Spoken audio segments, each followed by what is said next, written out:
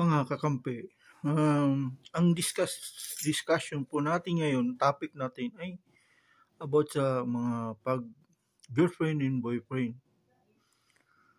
Alam niyo po, ang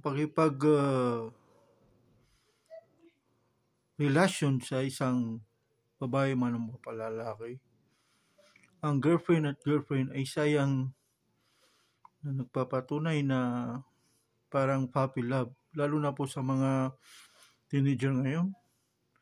Pag nakapanood po sila ng mga movie na mga love story, ayun, kinikilig sila. Alam po natin yan. Kinikilig po sila, at pag may makilala naman silang lalaki, o di ba yung babae, kinikilig, nanonood ng movie na mga love story, yun, pag may makilalang nagpapakilala sa kanila lalaki na, lalo na pag gwapo, mga teenager ngayon gustong-gusto nila yung mga gwapo Magmula na kasi yung mga Korean actors, yun ang mga favorite ng mga kabataan ngayon.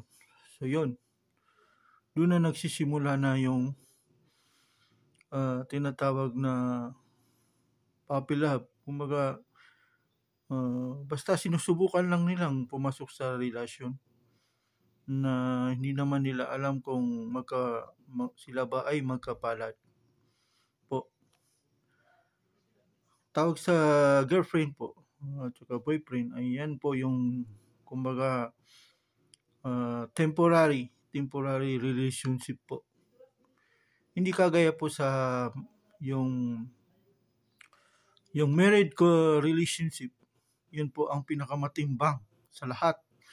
Kasi oras na papasok po kayo sa marriage relationship, ay kailangan po na handa po kayo sa magiging kapalaran nyo mag-asawa.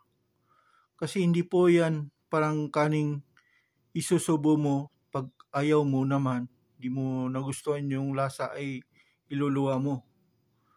Kasi ang marriage relationship po, ayan po yung pinakamabigat talaga na decision mo sa sarili mo.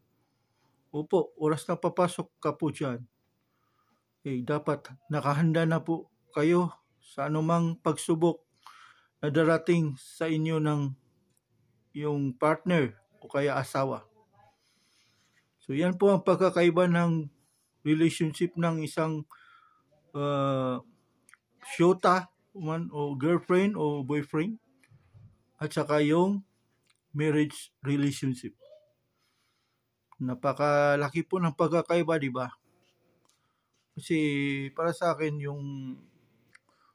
nung kabataan ko, kung may girlfriend ako, so parang hindi ko naman alam kung ano yun. Parang enjoyment lang.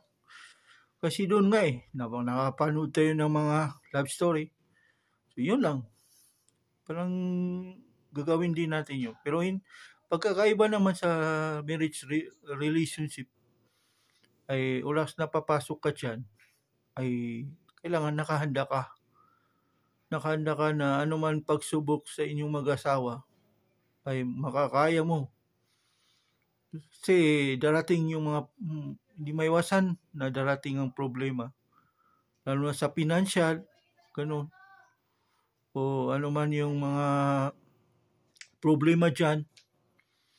So, kailangan nakahanda ka talaga pag pinasok mo yung marriage relationship. So, maraming salamat mga kakampi. At least, na-discuss natin anong pagkakaiba ng relationship ng isang tao nung siya ay teenager pa, yung pagsisyota, yung sinasabi nila, at saka yung marriage relationship. So maraming salamat po. Hanggang sa muli, ito po si Troy Lucman na lagi po bibigay po ng halaga at magbibigay po ng videos na yung may matutunan po kayo. Maraming salamat po.